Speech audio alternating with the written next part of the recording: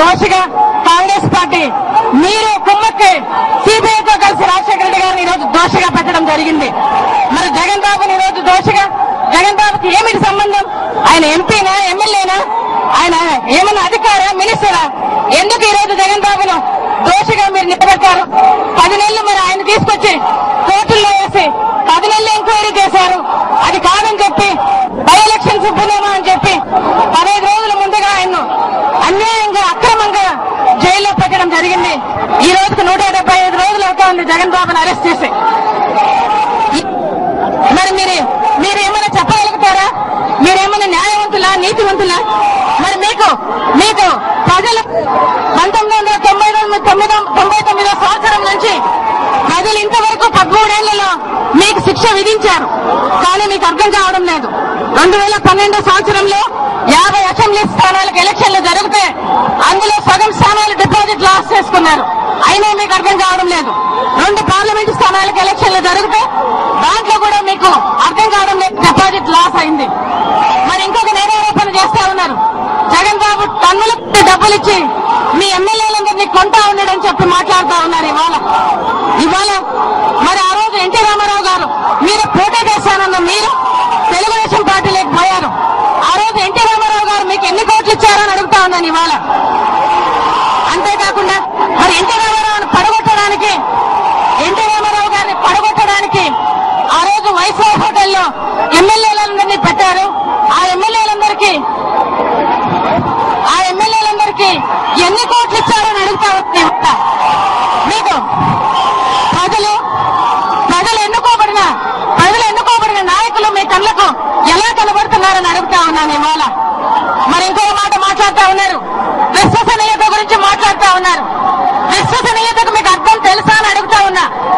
విశ్వసనీయత అంటే నమ్మకం, తల్లి తండ్రి మీద ఉండేంత నమ్మకం విశ్వసనీయత అంటే. మరి రాజశేఖర రెడ్డి గారు ఇచ్చిన మాటకు నిలబడి ప్రజలకు ఉచిత విద్యుత్ ఒకటే ఇస్తానని చెప్పారు, కానీ ప్రజల అవసరాలు గుర్తించి అన్ని అవసరాలకు డజన్ల కొద్ది పథకాలు అమలు చేయడం జరిగింది. అదే ప్రజల పట్ల ఉన్న ఆయనకున్న విశ్వసనీయత. మరి ప్రజలు ఆయన పక్షంగా సెప్టెంబర్ 2వ తారీఖు ఆయన మనకు కనబడినప్పుడు ఆయన కోసం రాష్ట్రం కాదు, దేశం కాదు, ప్రపంచంలో ఆయన ప్రేమించే వారందరూ, తెలుగు వారందరూ ఆయన కోసం ప్రార్థనలు చేశారు. మరి ఆయన బిడ్డను మహానేత కొడుకు ఆయన చనిపోయినప్పుడు మరి 700 మంది చనిపోవడం జరిగింది. దాంట్లో కొంతమందికి గుండెలు ఆగిపోయినాయి, కొంతమందికి ఆత్మహత్యలు అయిపోయినాయి. దానిని ఓదారుస్తూ జగన్ బాబు వస్తే ఆయన్ను ఆదరించి అక్కర చేర్చుకున్నారు. అదే ప్రజలకున్న విశ్వసనీయత, రాజశేఖర రెడ్డి గారి పట్ల ఉన్న ప్రజలకు విశ్వసనీయత. మరి జగన్ బాబు విషయానికి వస్తే నల్లకాలంలో ఇచ్చిన మాట కోసం ఆయన ఓదార్పు యాత్ర చేస్తూ ప్రజల మధ్యలో ఉండి నెలకు 25 రోజులు ప్రజల మధ్యలో ఉండి ప్రజల సమస్యల్లో అన్ని సమస్యల్లో 2 రోజులు, 3 రోజులు, వారం రోజులు నిరాహార దీక్షలు చేసి నేనున్నాను అని చెప్పి రాజశేఖర రెడ్డి గారి సంక్షేమ పథకాలన్నీ అన్ని పాటిస్తాను, నెరవేరుస్తానని చెప్పిన ప్రజల పట్ల ఉన్న ఆయనకున్న విశ్వసనీయత అది. మరి ప్రజలు జగన్ బాబు జైల్లో ఉన్నా మరి మేము పార్టీ నుంచి బయటకు వచ్చినప్పుడు మరి ఆ రోజు కడప దగ్గర నుంచి కొవ్వూరు వరకు మొన్న బై ఎలక్షన్ లో అంతా కూడా ఆయన ఘనమైన మెజారిటీలతో ఇచ్చి గెలిపించారు. అది మీకున్న విశ్వసనీయత అని చెప్తా ఉన్నాను. ఈ రోజు జగన్ బాబు జైల్లో ఉన్నా కూడా ఆయన మీద నమ్మకంతో, ఆయన నాయకత్వం మీద నమ్మకంతో, ఆయన రాష్ట్రానికి సరైన భవిష్యత్తు దిశ నిర్ణయిస్తాడని చెప్పి ఈ రోజు అన్ని పార్టీల నుంచి వచ్చే నాయకులందరికీ వాళ్ళకున్న విశ్వసనీయత అది అని చెప్తా ఉన్నాను ఇవాళ. మరి మీకున్న విశ్వసనీయత కూడా నేను చెప్తాను చంద్రబాబు నాయుడు గారు. మీకున్న విశ్వసనీయత ఏంటంటే 2009 ఎలక్షన్లలో చంద్రబాబు నాయుడు గారు కేసీఆర్ తో కలిసి తెలంగాణ ఇస్తామని చెప్పి మేనిఫెస్టోలో పెట్టి మీకు పురమాయించిన వారు మీరు. అది మీ విశ్వసనీయత. ఎవరైతే తెలుగుదేశం పార్టీని పెట్టారో ఎన్టీ రామారావు గారిని కూలదోశారు, చంపేంత చేశారు. అది మీ విశ్వసనీయత.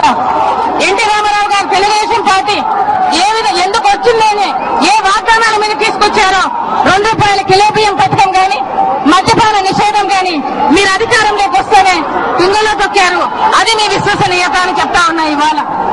ఇంకా విషయానికి వస్తే రాజశేఖర రెడ్డి గారిది సువర్ణ యుగం అయితే చంద్రబాబు నాయుడు గారిది శ్మశాన యుగం.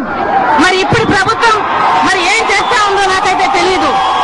మరి ఈరోజు చూస్తే మరి ఆ రోజు తెలుగుదేశం పార్టీ తెలుగుదేశం కదిలిరామని చెప్పి వాళ్ళ నాయకులు పిలిస్తే ఈ రోజు నినాదం మరి ఈ రోజు చూస్తే తెలుగుదేశం నుంచి బయటికి రానే నినాదంగా ఉంది వాళ్ళ చూస్తా ఉంటే. మరి మీరందరూ దయచేసి విద్యులు మీకందరికీ తెలుసు. ఈ రోజు నేను రాజశేఖర రెడ్డి గారు మన మధ్యలో లేరు, జగన్ బాబు జైల్లో ఉన్నారు. శర్మిలమ్మ మీకోసం మళ్ళా వస్తున్నారు పాదయాత్ర చేసుకుంటూ. మీరు ఈ కుటుంబాన్ని ఆదరించే బిడ్డలుగా ఉన్నందుకు చేతులెత్తి నేను నమస్కరిస్తున్నాను. ఇవాళ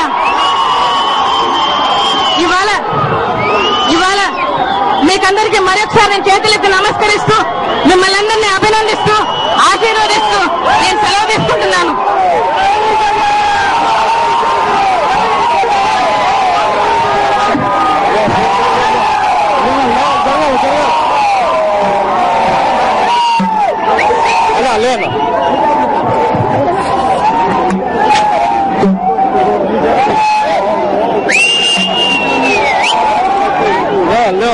వచ్చేస్తుంది.